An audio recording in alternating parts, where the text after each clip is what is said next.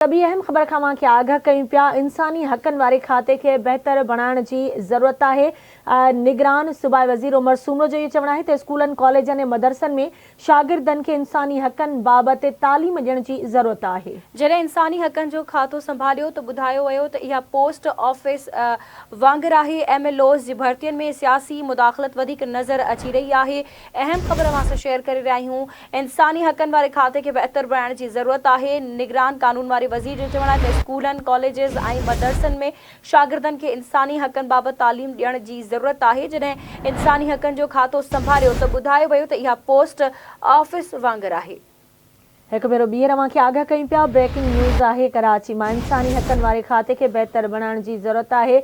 निगरान वज़ीर उमर सूमरो जो चवणु आहे त स्कूलनि कॉलेजनि ऐं मदरसनि में शागिर्दनि खे इंसानी हक़नि बाबति तालीम ॾियण जी ज़रूरत आहे। जॾहिं इंसानी हक़नि जो खातो संभालियो हुयो त ॿुधायो वियो त इहा पोस्ट ऑफिस वांगुरु आहे। कानून वारे निगरान वज़ीर चयो आहे त MLOs जी भर्तियुनि में सियासी मुदाख़लत वधीक नज़र अची रही आहे।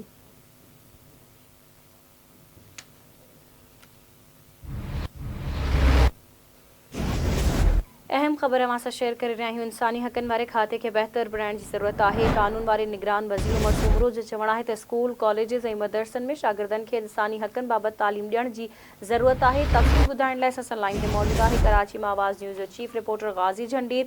जी गाज़ी, छा तफ़सील आहिनि, आगाह कजो।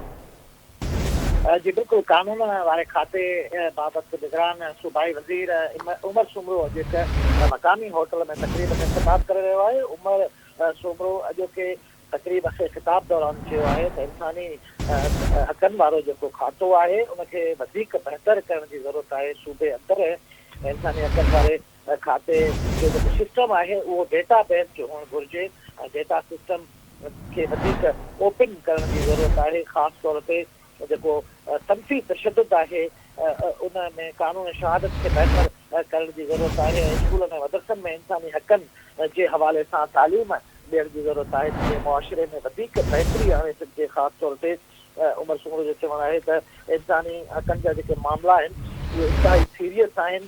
हिते जेको ह्यूमन राइट्स वारी वज़ारत आहे उहा सिर्फ़ु पोस्ट ऑफिस वारो कमु करे थी, जंहिंखे बहितर करे आम माण्हुनि खे इंसानी हक़नि बाबति न रुॻो आगाही ॾियण जी ज़रूरत आहे, पर जेका लाॻापियल वज़ारत आहे उनखे इंसानी हक़नि जो तहफ़ुज़ करणो पवंदो। जी ठीकु आहे, मुंहिंजी महिरबानी गाज़ी झंडीर अपडेट करण लाइ।